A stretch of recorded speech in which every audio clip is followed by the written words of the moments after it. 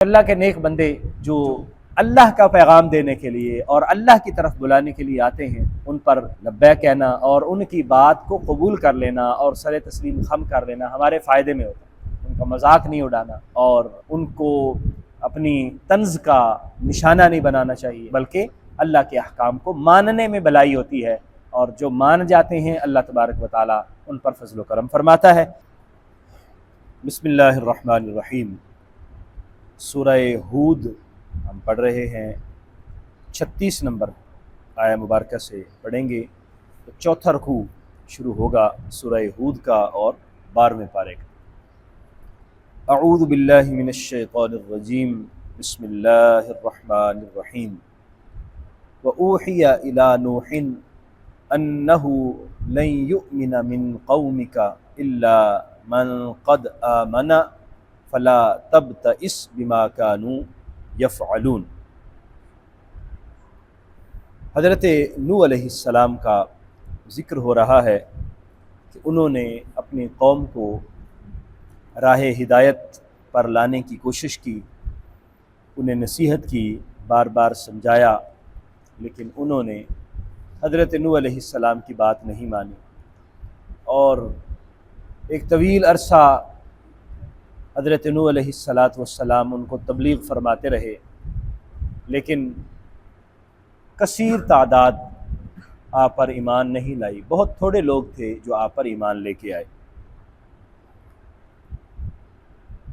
اللہ تعالیٰ کی بارگاہ میں حضرت نوح علیہ السلام بھی دعا کرتے، گزارش کرتے اللہ سے کہ ان کو ہدایت ملے، لیکن جنہوں نے حضرت نوح علیہ السلام کو پریشان کیا، قوم کے سرداروں نے، جنہوں نے بت پرستی شروع کر دی تھی اور بار بار آپ کو تنگ کرتے رہے اور یہ سمجھتے رہے کہ یہ اپنی طرف سے بنا کے باتیں کر رہے ہیں، جس طرح ہم نے پیچھے پڑھا کہ آپ کوئی فرشتے ہیں کہ آپ پر ایمان لائیں، آپ بھی ہمارے جیسے ہیں، آپ میں کیا کوئی انفرادی چیز ہے کہ آپ نبی ہونے کا اعلان کرتے ہیں، وغیرہ وغیرہ مختلف طرح کی باتیں۔ یہاں حضرت نوح علیہ السلام کی طرف اللہ تعالیٰ نے جو وحی فرمائی اس کا ذکر ہے کہ بس اب بات ختم ہو جائے اور ان پر جو بھی اللہ تبارک و تعالیٰ کا فیصلہ ہے وہ پورا ہو جائے۔ وَأُوحِيَ إِلَى نُوحٍ، حضرت نوح علیہ السلام کی طرف وحی کی گئی، أَنَّهُ لَن يُؤْمِنَ مِن قَوْمِكَ، ہرگز ایمان نہیں لائیں گے آپ کی قوم کے افراد، آپ کی قوم میں سے لوگ ایمان نہیں لائیں گے، الا من قد آمن، سوائے ان کے جو ایمان لا چکے ہیں، یعنی جو لوگ ایمان لا چکے ہیں سو لا چکے، اب اور لوگ ایمان نہیں لائیں گے۔ فلا تبتئس بما كانوا يفعلون، پس آپ غم نہ کریں اس پر جو یہ کر رہے ہیں، جو آپ کو یہ تنگ کر رہے ہیں، پریشان کر رہے ہیں، راہ ہدایت میں روڑے اٹکا رہے ہیں اور آپ کو طرح طرح سے پریشان کرتے ہیں، آپ اس پر غم زدہ نہ ہوں، اور ایمان کی طرف نہیں آتے آپ اس پر یہ بھی غم زدہ نہ ہوں۔ بس جنہوں نے ایمان لانا تھا لا چکے، اب اور ایمان نہیں لائیں گے۔ وَاصْنَعِ الْفُلْكَ بِأَعْيُنِنَا وَوَحْيِنَا، بس آپ کشتی بنائیں، بِأَعْيُنِنَا ہماری نگاہوں کے سامنے، وَوَحْيِنَا اور ہماری وحی کے مطابق۔ اب آپ کشتی اللہ کے حکم سے بنائیں، اور ہم دیکھ رہے ہیں اور ہم جیسے کہتے ہیں ویسے بنائیں، یعنی اپنی ہم جس طرح وحی نازل کریں گے اس طرح بنائیں، اور ہم اس کو ملاحظہ کر رہے ہیں کہ آپ کیا بنائیں۔ حضرت نوح علیہ السلام کو کشتی بنانے کا حکم ہوا تو وہ کشتی 3 منزلہ تھی، نیچے جو تھے اس میں حشرات الارض تھے اور جنگلی جانور تھے، درندے تھے، اس کے جو درمیان والا پورشن تھا اس میں دوسرے جانور جو ہماری غذائی ضرورت کے لیے یا وزن اٹھانے کے لیے استعمال ہوتے ہیں، جیسے مطلب گائے ہے، بکری ہے، اس طرح، اور جو اوپر والا سب سے پورشن تھا اس میں انسانوں کو سوار ہونے کا حکم دیا گیا تھا۔ تو یہ 3 پورشن حضرت نوح علیہ السلام کو کشتی بنانے کا حکم ہوا، اور جنگل کے اندر اللہ نے حکم فرمایا کہ جائیں وہ درخت وہاں سے کاٹیں اور ان کی کشتی بنانی شروع کریں۔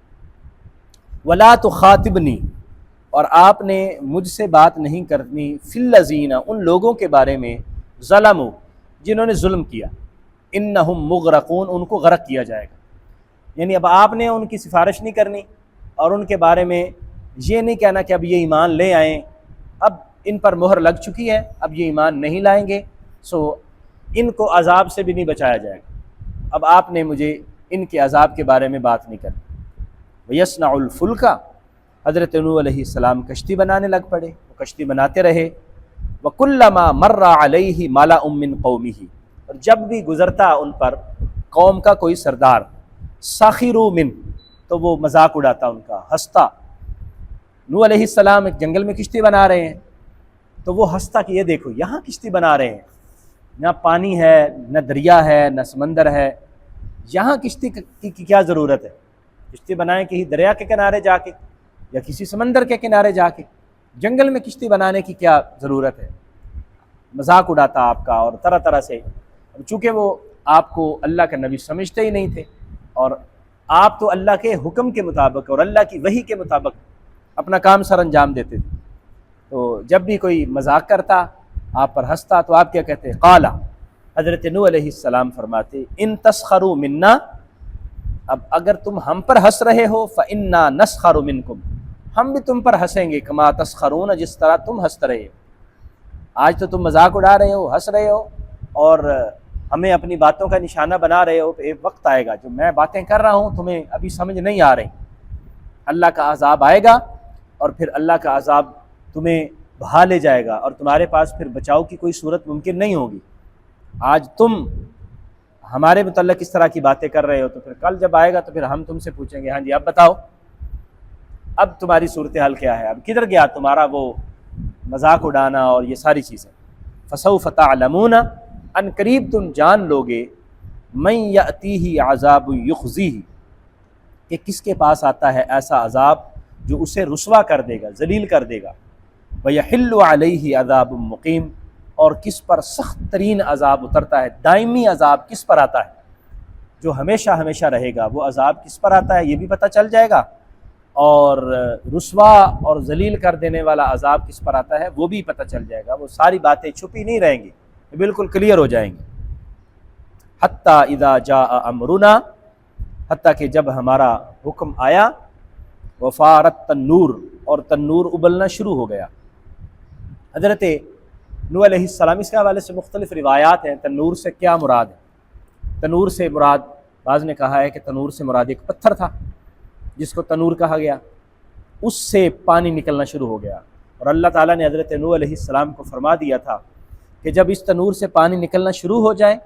تو آپ نے کشتی میں سوار ہونا شروع کر دینا ہے، جانوروں کو بھی بٹھا لینا ہے، دیگر اپنی ضروریات کا سامان بھی رکھ لینا ہے، جو چیز ضرورت ہے،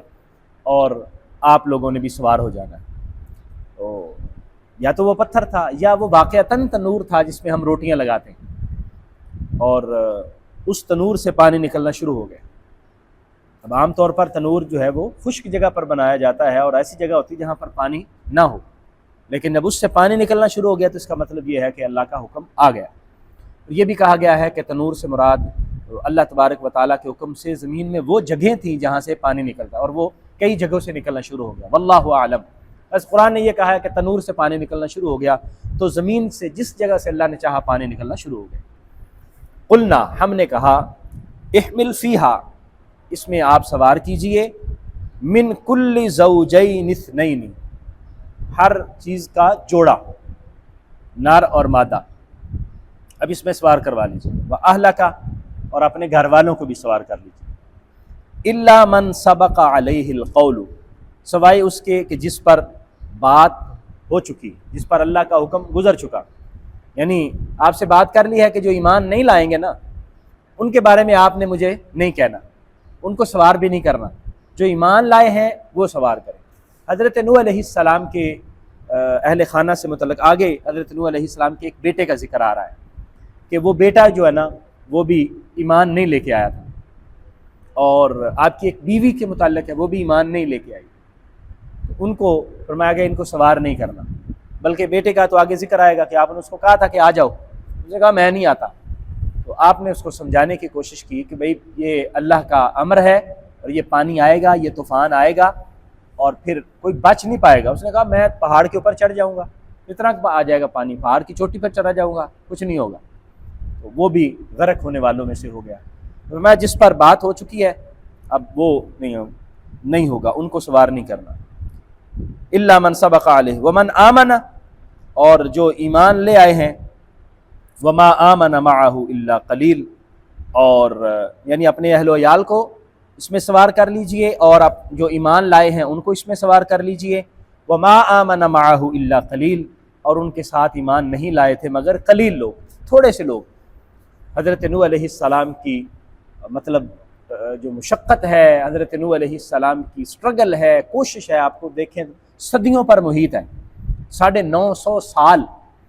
لیکن تھوڑے لوگ، گنتی کے چند لوگ۔ اب گنتی کے کتنے لوگ ہیں؟ ایک کشتی کتنی بڑی کشتی ہوگی جس پر حضرت نوح علیہ السلام پر ایمان لانے والے سوار ہوں گے؟ بس وہ لوگ ایمان لائے، اور اللہ کا جب حکم آیا اور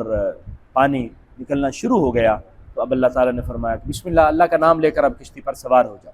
تو آگے آیات میں ذکر آئے گا کہ کس طرح وہ پانی آنا شروع ہو گیا، اور کیسے جو ہے وہ پورے کا پورا علاقہ، یا اللہ کا جہاں جہاں حکم تھا، یا پوری روئے زمین پانی سے بھر گئی اور سب کچھ ہلاک کر دیا گیا، سوائے اس چیز کے جو حضرت نوح علیہ السلام کی کشتی میں سوار ہوئے۔ تو ان ساری چیزوں کے بتانے کا اور ہمیں سمجھانے کا مقصد کیا ہے کہ اللہ کے نیک بندے جو اللہ کا پیغام دینے کے لیے اور اللہ کی طرف بلانے کے لیے آتے ہیں، ان پر لبیک کہنا اور ان کی بات کو قبول کر لینا اور سر تسلیم خم کر لینا ہمارے فائدے میں ہوتا ہے، ان کا مذاق نہیں اڑانا اور ان کو اپنی طنز کا نشانہ نہیں بنانا چاہیے، بلکہ اللہ کے احکام کو ماننے میں بھلائی ہوتی ہے، اور جو مان جاتے ہیں اللہ تبارک و تعالیٰ ان پر فضل و کرم فرماتا ہے۔ اللہ تعالیٰ ہم سے سمجھنے کی توفیق عطا فرمائے، آمین۔ وآخر دعوایا ان الحمد للہ رب العالمین۔